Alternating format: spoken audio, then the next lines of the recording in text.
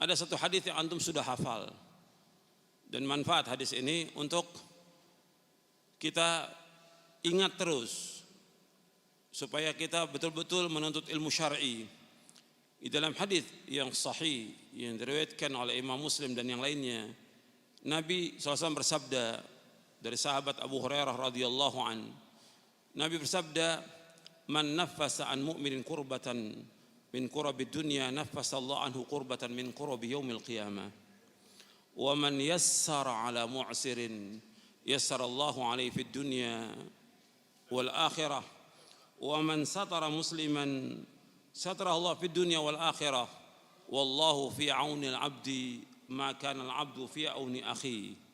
Wa man salaka tariqan yaltamisu fihi 'ilman, sahhala Allahu lahu bihi tariqan al-jannah. Wa ma ijtama'a qaumun fi baitin min buyutillah yatluna kitaballah wa yatadarasunahu bainahum illa nazzalat 'alaihimus sakinah wa ghashiyatuhumur rahmah wa haffathumul malaikah wa dzakarahumullahu fi man 'inda wa man batta'a bihi 'amalu lam yusri' bihi nasabu." Dari sahabat Abu Hurairah radhiyallahu an, ia berkata, telah bersabda Rasulullah sallallahu alaihi wasallam, barang siapa yang melapangkan kesulitan seorang mukmin dari kesulitan dunia, maka Allah akan lapangkan dia dari satu kesulitan di hari kiamat. Barang siapa yang memudahkan orang yang dililit utang, maka Allah akan mudahkan dia nanti pada hari kiamat. Allah akan mudahkan di dunia, Allah mudahkan di akhirat.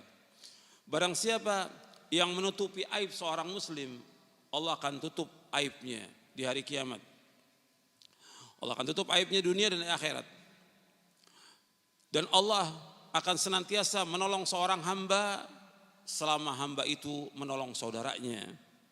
Dan barang siapa yang berjalan untuk menuntut ilmu, maka Allah akan mudahkan jalannya ke surga. Antum ingat tuh, barang siapa yang berjalan untuk menuntut ilmu, Allah akan mudahkan jalannya ke surga.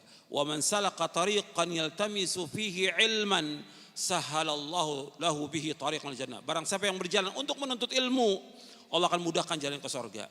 Kemudian Nabi lanjutkan SAW, wa majtama'a qaumun fi baitin min buyutillah yatluna kitaballah wa yatadarasunahu bainahum illa nazalat alaihimus sakinah wa ghashiyatuhumur rahmah wa haffathumul malaikah wa dzakarahumullahu fi man indah. Dan tidaklah berkumpul satu kaum di satu masjid dari masjid-masjid Allah yang mereka membaca kitab Allah dan mereka pelajari, mereka kaji kitab Allah itu, melainkan yang pertama akan turun sakinah, ketenangan. Yang kedua diliputi oleh rahmat Allah SWT. Yang ketiga dikelilingi oleh malaikat. Yang keempat Allah akan sebutkan orang-orang yang hadir oleh Allah, disebutkan di hadapan para malaikat yang berada di sisi Allah SWT. Wa man batta'a bihi 'amaluhu lam yusri' bihi nasabuh. Barang siapa yang lambat amalnya, tidak dapat dikejar oleh nasabnya. Itu perhatikan ini. Ini hadis manfaat. Ada di Arba'in An-Nawawi hadis ini. Hadis sahih riwayat Muslim.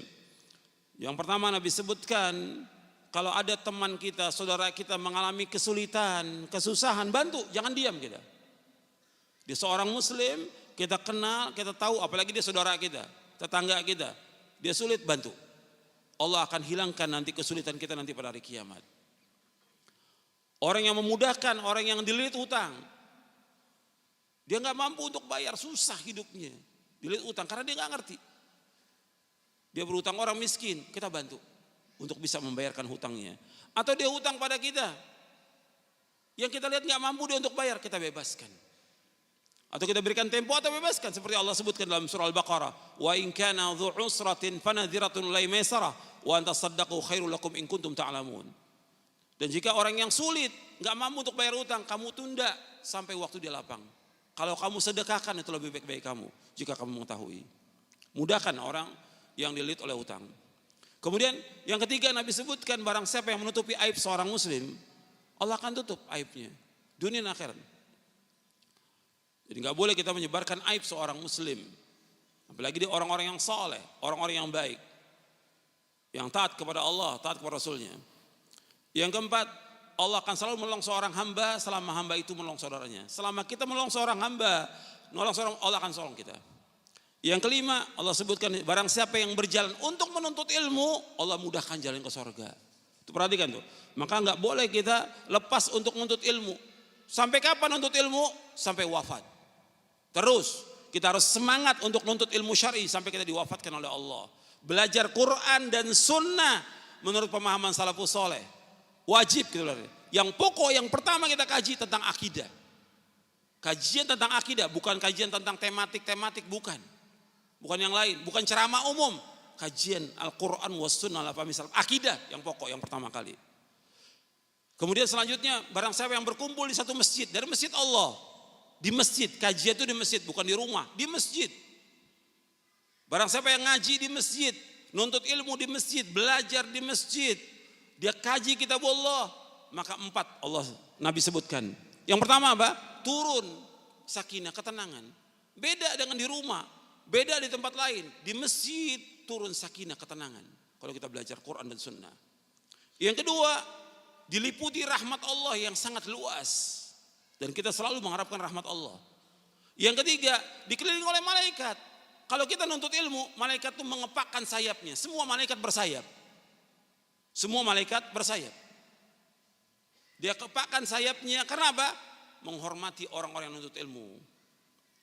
Nabi bersabda SAW, innal malaikata la tada'u ajnihataha li talibil ilmi ridhan bima yasna'.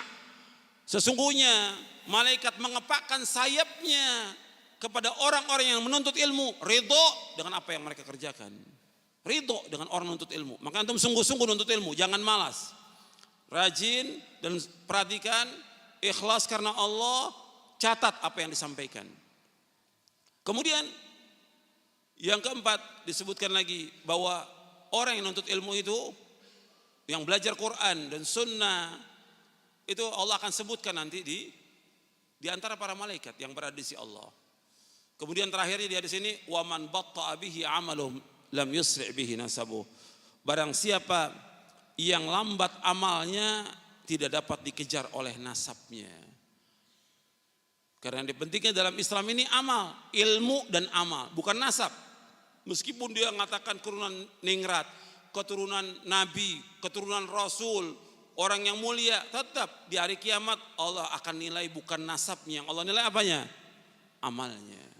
Likullin darajatum mimma amilu. Semuanya akan diberikan derajat tergantung dari apa yang mereka amalkan. Bukan nasabnya, bukan. Amal.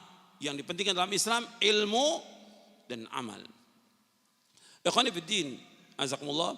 Ini sebagai muqaddimah yang penting supaya kita terus semangat untuk menuntut ilmu dan mengkaji Al-Quran dan Sunnah ala fahmi salaf di masjid-masjid Allah. Di mana ada masjid, cari masjid untuk mengkaji Al-Quran wa Sunnah ala fahmi salaf. Kaji. Sebab ini tempat yang barokah.